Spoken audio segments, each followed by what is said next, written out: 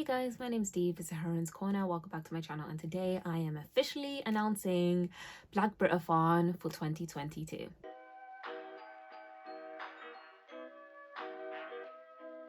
So yeah, guys, I wasn't even planning on doing BLACKBRITATHON this year, like in a kind of official capacity, just because I'm really busy. I'm really busy nowadays, and it's really hard to just like do things essentially. So if anyone who doesn't know, BLACKBRITATHON is the readathon that I created last year in celebration for Black History Month, which takes place in October in the UK. So that is basically that. Like, it isn't a complicated, complex readathon like at all. It's basically just read Black British books written by Black British authors. It could be fiction, non-fiction, poetry, anthology, it doesn't matter, it just has to be Black British. And yeah, so I created that last year, and actually, like, people did take part, and I'm so grateful that people did take part in that readathon. It was very I was very nervous kind of creating my own readathon, but I was in my final year of university, guys. Like, I just was not doing what I needed to do for that readathon. Like, I wanted to be a thing on BookTube that BLACKBRITATHON happens in October every year to get people to read more Black British authors and books. So here it is, guys. Here's the announcement. I am doing BLACKBRITATHON. BLACKBRITATHON is back on for 2022. There's already a Twitter profile for this, which is here. I'll leave here. And yeah, I think just during the month of October, I'll just update you guys about the Black British books I'm reading during the month. Of course, you should be reading Black British books throughout the year, but this is just a special time in the year where we just highlight it specifically. And I thought just today I'll show you some of the books I'll be reading during the month of October. I don't know if I'm actually going to read all of these because life, but I'm going to try, and that's all we can ask for, you know what I mean? To paraphrase Miss Taylor Swift, this is me trying. So the first book I'm going to talk about today is actually an ARC I received all the way back in August. I started reading it. I put it down, not for any particular reason, because I was enjoying it, but I'm going to pick it back up again for BLACKBRITATHON, and that's Fire Rush by Jacqueline Crooks. And this is a book from Penguin. It comes out 2nd of March 2023. This was a very unexpected arc. Like, I didn't ask for it. It kind of just came like unsolicited, but I'm very happy I received it. So at the back it just says an explosive debut novel about dub reggae, love, loss, and freedom. So yeah, this book, from what I've read so far, it's about a young woman who meets this guy. They kind of have this like young romance in London, but it kind of gets cut short very tragically, and then she goes on this journey to find herself. It takes her to Bristol when all the riots are happening. I think this book takes place in like the 1980s, I believe, 1980s, 1970s. And then after Brixton, she goes to Jamaica to kind of connect with her past a bit. So it's just a book about like transformation, about development, about growth, about love, loss, and reggae. I was really enjoying it. I'm really enjoying the writing style. It's kind of it does take maybe a chapter or two to just kind of sink into it, but once you're kind of a part of that, the almost like the rhythm of the writing, you really just get swept away in it, and you really start to enjoy it. And I'm liking the imagery as well around kind of a clubbing scene in London at that time. So anyhow, like, this is just a really lovely book that I'm enjoying, and I'll be reading during BLACKBRITATHON. Another book I'm reading for BLACKBRITATHON is Only on the Weekends by Dean Atta. Dean Atta also wrote Black Flamingo, which was popular on BookTube. It was a YA contemporary in verse novel, and this is kind of along the same lines, like a contemporary novel in verse, but this just has a lot more romance. In at the center is a queer romance between Karim and Mac, or really should say Mac and Karim, because Mac is the main character, and that's very like kind of young love, endearing, charming. And then Mac moves to Scotland because his father is a famous Black director,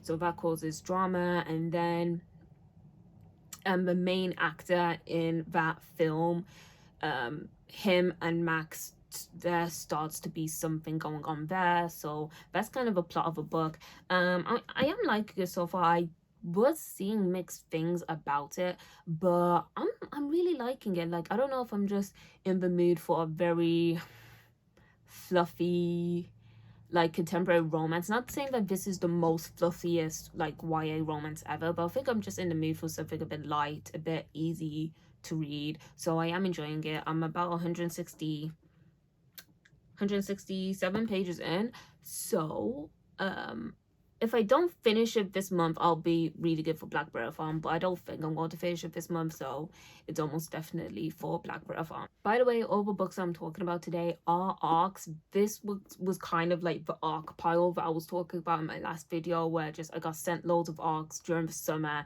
and I just didn't have time to read them because I started my internship in August. So this is kind of like a lot of a backlog. Anyway, Cut Both Ways is another book I'm going to be reading for BLACKBRITATHON. It's by Candice Braithwaite. She is the author of I'm Not Your Baby Mother and also Sister Sister. Both of them were non-fiction. I Am Not Your Baby Mother, really love that book. I haven't read Sister Sister, but I've only heard good things about it. And now this is her YA fiction debut. So this is another YA book that has like a kind of romantic element in it. So we are following Cynthia, who born and bred in London, but then she gets moved to the countryside and has to attend this private school, and her affections are kind of caught in between two brothers.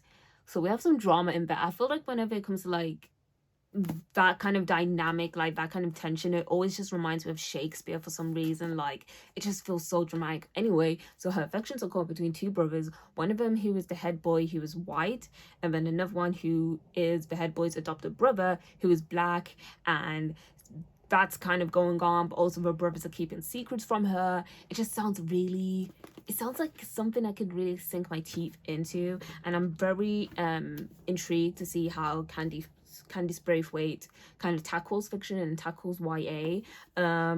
So this should be very interesting. Like this is the book I'm most looking forward to reading for BLACKBRITATHON, I have to say. Did you? Oh my god, I just ripped this page. I am so lucky. I just ripped this page, guys. I am so lucky it wasn't the text. Oh my god. Oh my god. I swear I don't abuse my books, guys. Like, I don't know what that's about. The next book I want to talk about is Rapunzel or Don't Touch My Hair by Ella McLeod. And guys, we are all seeing this, right? We are all seeing this beautiful cover. Again, I got this arc during the summer. I did read it. Like all of these books I've actually started and I just put down because I was like, I'm too busy. But I started reading this, guys, and I was just like, I love it. I love it. It's very whimsical. It's very like magical. So we kind of have like the fairy tale part of the story, but we also have like the real world part of the story. A girl spends her time at the hair salon, a space of safety, possibility, and dreams of hair so rich it grows into something alive and magical. That sounds like Onyeka, doesn't it? Rapunzel is imprisoned in an enchanted forest made of her own afro, and the might of the evil king seems unstoppable. But is it? Two girls, two worlds, will they find their power to change their futures? A one-of-a-kind debut where poetry, prose, and fairy tale weave an electrifying coming-of-age story. And I've only read maybe 50 pages, but I can really attest to that, guys. Like it just seems like a real gem of a debut so far.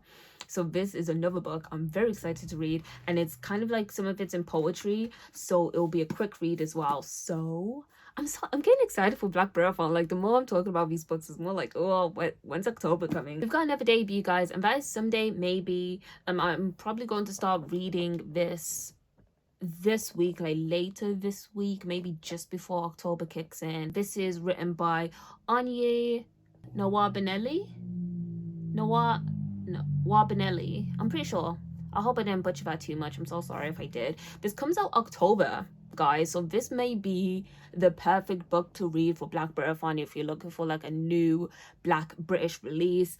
All I know is I don't know a lot about this book, but I started reading it again and I put it down. So firstly, again, I have to say this cover is really, really pretty. Like Black British literature covers are just like killing it, I have to say.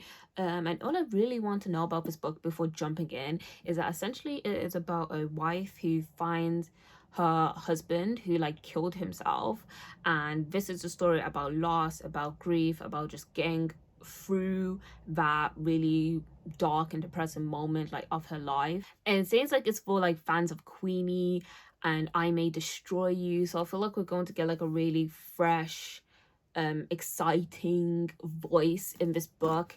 But yeah, I started reading it. It was going really well, and I feel like I knew this book was going to be good, so I wanted to wait and not just read it really quickly and really like sporadically. I wanted to really give the time and energy for this book, and that's why I'm going to read it for Black Britathon. I'm so excited. So those are the books I want to talk about today. The other Black British books are definitely on my radar that I'll talk about in my next couple of videos when it comes to Black British literature.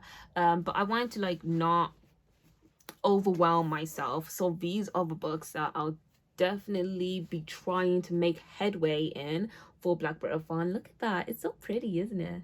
I really, can I really just say, like, I just really want to hype up this cover again because it's just so gorgeous. Like, who was the cover illustrator? Alex Cabal, take a bow, because this is just such a gorgeous cover. Like, I want it like blown up. I want a poster of this cover. That's how much I like it. So I really hope like the book too.